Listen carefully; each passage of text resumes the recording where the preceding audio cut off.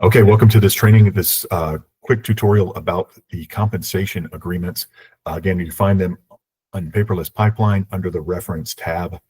You see I've hit the reference tab here. I'm going to go down into the new forms. These are the new forms. We also have a tutorial on the buyer brokerage agreement, the showing agreement, pre-touring agreement, and we will have one on the listing agreement as well.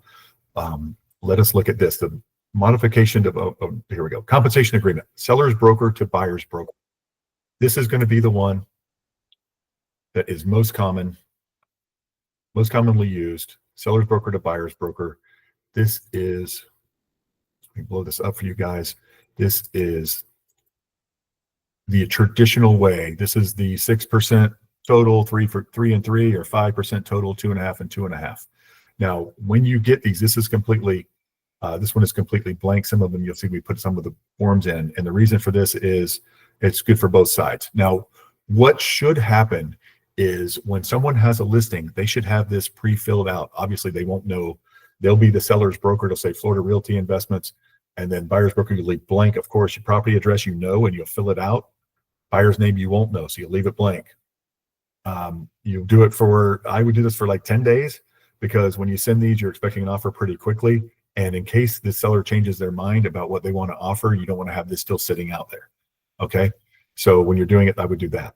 And then this is where you put whatever the listing agreement says, 3%, 2.5%, whatever it is that you're offering this. Do not put plus here thinking that you're going to get more money. That's giving away more money. So don't put the plus there. Like some of you who charge quote unquote MLS fees, or you try to pass your transaction fee onto the other side, do not put that. I know you're used to putting that, but do not put plus here, because that means you're paying more. So if you put 3% plus 350, you're going to be paying them 3% plus 350. You're going to lose 350, not get 350. So I want to make that very clear to you guys. But this is the traditional form, nice and easy. This is when they're doing 6 and 3 or 5 and 2.5 or whatever it is that they're doing. And this is whatever is on your listing agreement is what goes on this form. The listing agent should fill this out. The number one question I get from you guys on this is, hey, Ryan, the listing agent, I'm the buyer's agent. Listing agent's telling me to send them a compensation agreement. Which one do I send? Seller's broker to buyer's broker, or seller to buyer broker? I don't know. You don't know. There's no way for you to know, because you don't have their listing agreement. So it's whatever their listing agreement says. The listing agreement will either say that they're doing 6 total with 3 going to the buyer side, or it'll say they're doing 3 for the listing side and they want to negotiate the buyer side, or they want to do whatever. Either the seller is doing it or the seller broker is doing it, which are the 2 forms that we're going to go over first here. And so they should fill out the form, or at least tell you what form to fill out. That's why I like when you guys have a listing to go ahead and get this ready to go for whoever does it. No, you cannot put it on as an attachment. To answer that question, I've had that question asked many times. You cannot put it as an attachment on MLS. Just have it ready to go on your phone or on your computer. Okay. That is the right way to do it, but not everyone is doing that. Very few people are doing that. Actually, you guys are constantly asking me which one of these to fill out, and I'm constantly telling you I don't know, because I don't have their listing agreement at whatever brokerage they're at, ABC brokerage. I don't have their listing agreement, so I don't know which one to fill out. You have to, that information has to come from the listing agent. So then you send it and they'll tell you. So typically what's happening is people aren't doing it correctly, and they're saying, they're saying, send me the compensation agreement at 3% or 2.5% or whatever it is. So that's where you put their brokerage, if you're on the buyer side, ABC brokerage, and then Florida Realty Investments, and then the property address, and they're just making you do the work. The buyer's name, you'll go ahead and put, Bobby and Susie buyer, whatever it is. You put 30 days, you can leave it blank. It doesn't matter, because you're on the buyer side here. If you're on the buyer side, and then that's where this is where you do whatever they told you, 2.5% or whatever it was. And you just do that. You click that. Okay. And you sign down here. Now, we've had people fighting you on the arbitration thing. And if that's a thing, just use the far bar one. It doesn't really matter.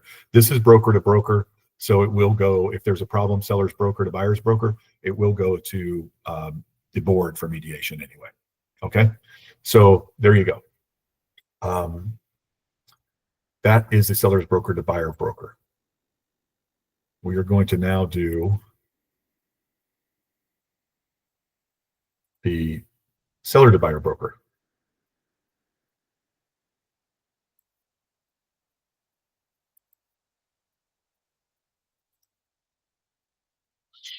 So seller to buyer broker, this is when the seller is paying. So that's why we already have it in here. This is the buyer side part of it. Florida Realty Investments is the buyer's broker. This, you'll do the seller's name, Larry Seller, property address, listed by whatever their seller's broker's name is here. Okay, so our name is up here, seller's broker, that's the actual seller, and this is their brokerage name. So this is where you put seller name, and then ABC Realty. Okay. Remain in effect for, it doesn't matter here, let's say 30 days, just leave it blank or put 30 days. And this is what they've told you the seller is offering. Okay, this is the 2.5%. Typically when a seller does this, and we'll get into this with the listing agreement, typically when a seller does this, they want to negotiate. The only reason they would pay you instead of letting the seller's broker pay you is because they want to negotiate. That's when they say, I'll do 3% for a full price offer, but if it's less than that, I want to negotiate. Or if it's less than that, I'll pay 2%. So that's where you do that. There is a contingency form we're going to look at in just a second. So that's what you would do. That's the right way to do it, just to let you know. Arbitration here this is good that this is out here. They may argue with you about that. If they do, just use the FAR form because you got to get paid. But this is where we talked about it with the buyer brokerage agreement. This is an agreement between a seller and a buyer's broker. This will not go to the board. The seller is not a member of the board of realtors. So this would go to an actual court. And the reason we don't like arbitration is because in an actual court, in the case of a frivolous lawsuit, or the losing side has to pay the winning side's legal fees. So if you're arguing over $7,500 and you've got a $12,000 legal fee, it's not worth fighting. So you go see a lawyer. You guys have done this before. You've gone and see a lawyer about a commission, and they've said, well, it's $5,000 this commission, and my bill for it is going to be $12,000, so it's not going to be worth your time, right? We've all done that. So let's move on from that. If someone argues with you about it, just make sure you get paid and use the FAR form that you'll find on Form Simplicity or Transaction Desk. This is the FRI form. Okay, but we don't get a lot of blowback on that once in a while. Broker or authorized associate, again, on all of these forms, it says seller and buyer's broker. This is an authorized associate. You initial here. Do not send all of these to Carissa. That will be a full-time job for her. So please do not do that. It is a authorized associate can do that. Let's move on. That is the seller to buyer's broker when a seller is paying.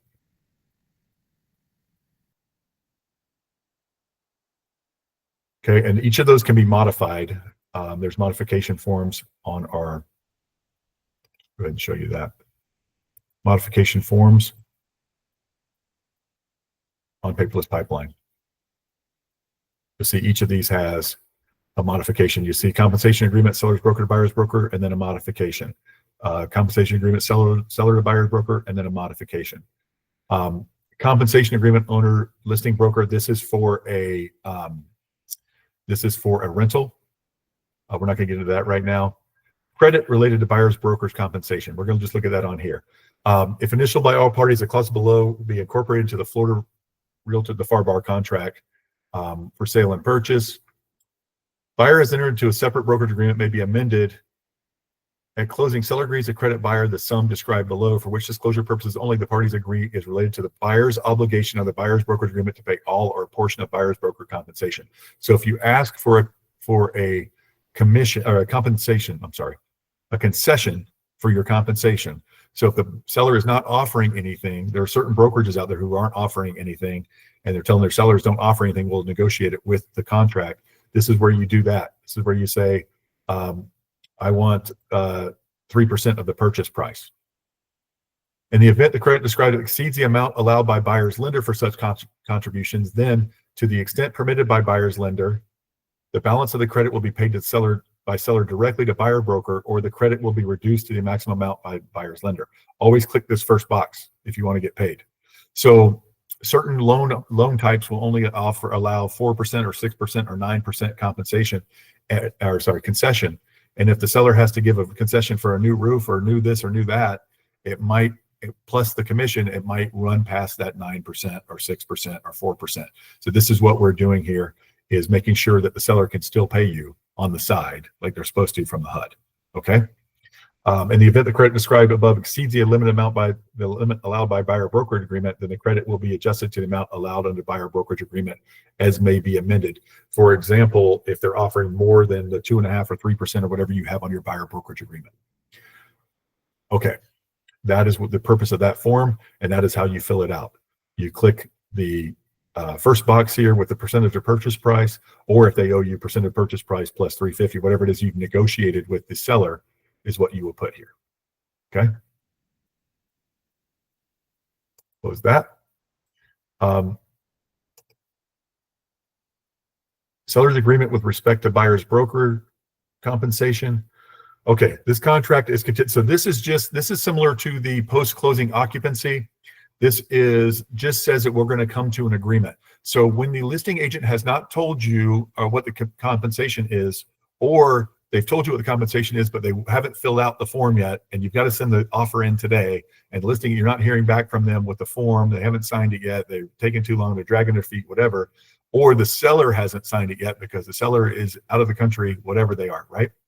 Then you turn this in with the contract. This contract is contingent upon seller's broker and buyer's broker, or seller and buyer's broker executing a compensation agreement with the terms acceptable to buyer, because the buyer is going to be on your side here. The buyer owes you legally whatever their fee is on your buyer brokerage agreement or your showing agreement within blank days after the effective date, which is typically 3 days, right? So within 3 days, which is during their inspection period anyway, they've got to come to an agreement on what their you have to get the compensation agreement that states whatever you've agreed upon for compensation, or whatever you're asking for compensation. You might not even agreed upon anything. This says this deal's not going to go through unless my compensation agreement gets signed. This is a very protective one for you guys. This deal does not go through unless my compensation agreement gets signed. Now, why are a seller and a buyer talking about this?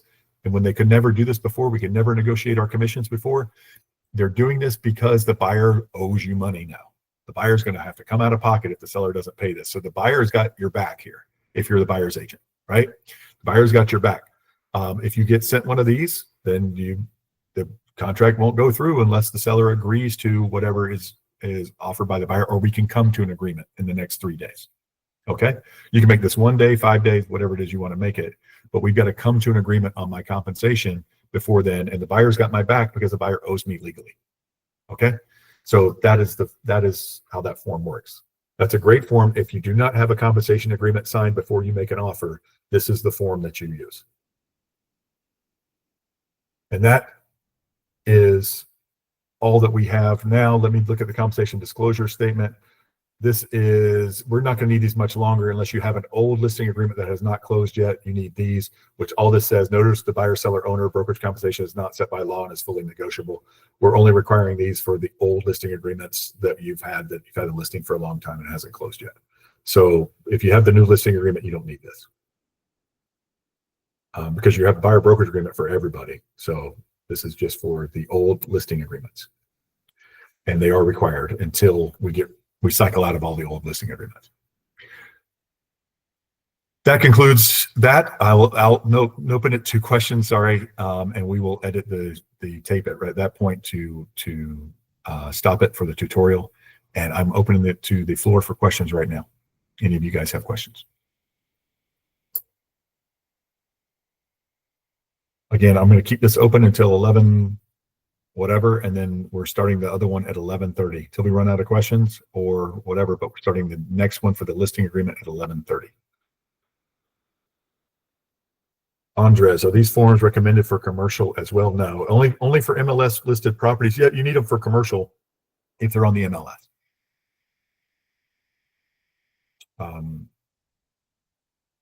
Robin, what if you have both sides of the deal? Do we need the compensation agreement? Yes. No. If you have both sides, no. If you have both sides, no. I'm sorry.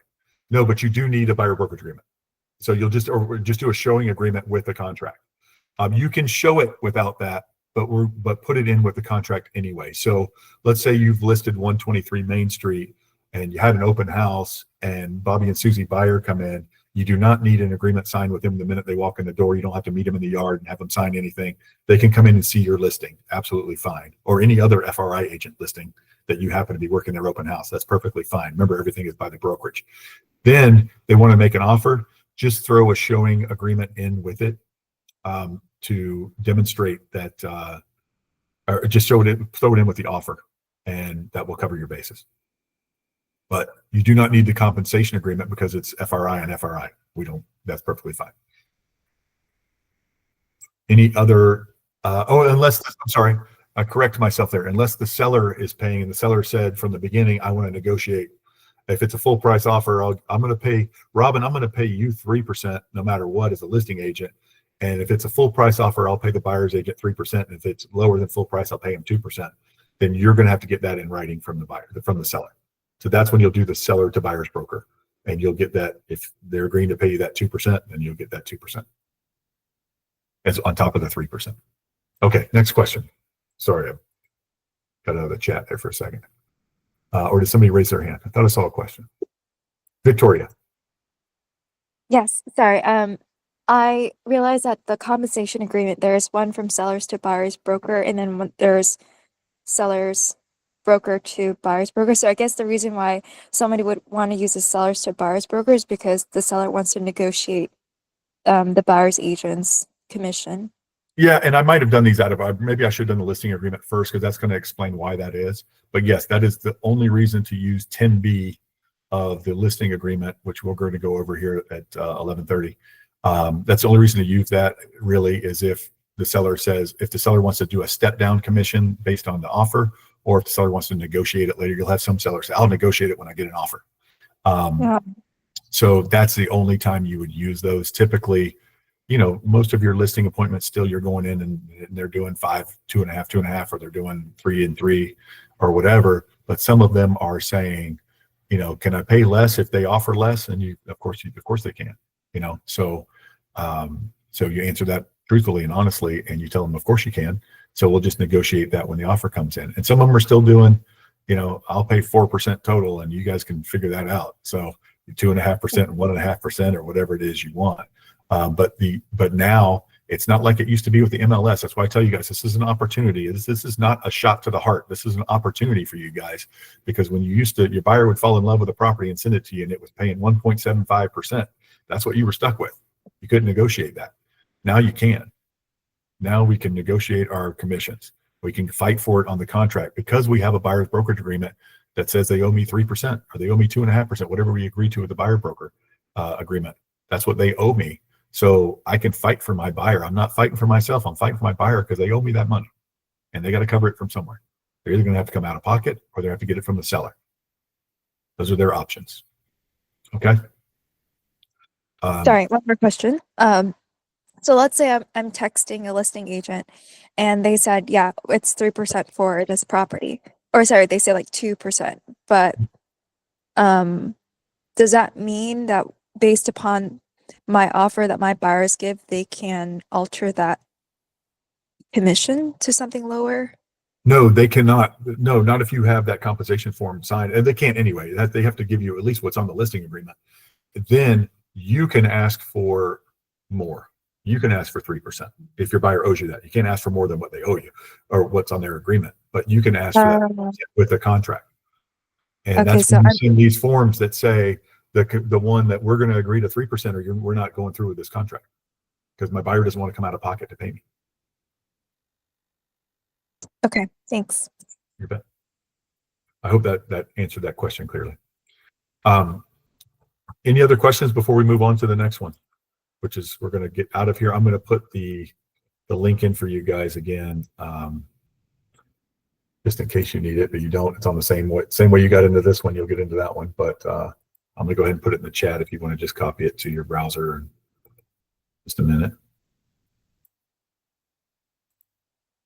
What I just put in the chat is the one for the 11:30. Is it common to receive the listing agreement from a seller if you're on the buyer side? No, you wouldn't receive the listing agreement. No, they just tell you what's on it. They can't lie. I mean, that's unethical and illegal.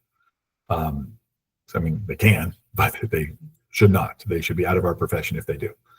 And you raise your hand.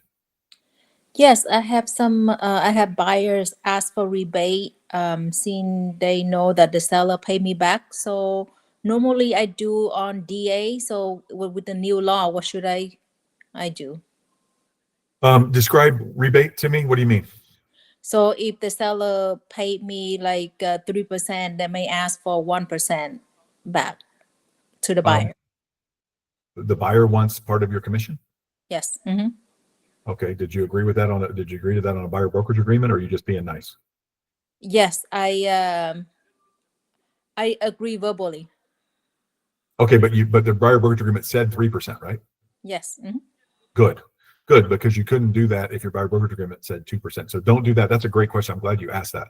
Don't ever, like, let's say you have a family member or a good friend or a great client, then you want to give them, you typically give them half your commission back or do whatever. Don't make that buyer brokerage agreement for half, because that's all you can collect from the seller if you do that. So make it, that's a very good point, Ann. Make it 3%. And yes, of course you can do that. You can do that.